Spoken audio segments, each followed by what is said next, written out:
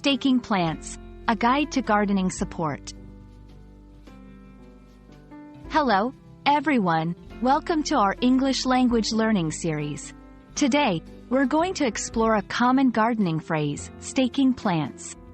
We'll break down what this means and how it's used in everyday language. So, let's get started and dig into the world of gardening vocabulary. Staking plants is a phrase used in gardening. It refers to the practice of supporting a plant with a stake or rod to help it grow upright and prevent it from falling over. This is often necessary for plants that have heavy tops or weak stems. Staking helps these plants remain healthy and grow properly. Gardeners stake plants for several reasons. 1. To support tall plants. Tall plants, especially those that bear fruits or flowers, can become top-heavy and fall over.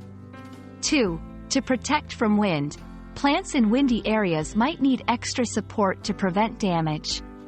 3. For aesthetics. Sometimes, staking is done to maintain a certain shape or appearance in a garden. There are various types of stakes, like wooden, bamboo, or metal, and different techniques for staking. The choice depends on the plant's needs. For instance, single staking is used for individual, tall plants, while grid staking supports multiple plants together. Using the right technique is crucial for the plant's health. It's important to avoid common mistakes such as staking too tightly. This can damage the plant.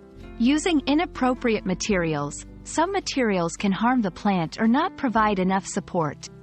Staking too late. It's best to stake plants early in their growth to prevent damage. I hope this video has helped you understand the phrase, staking plants, and its importance in gardening. Remember, gardening terms are not just about plants.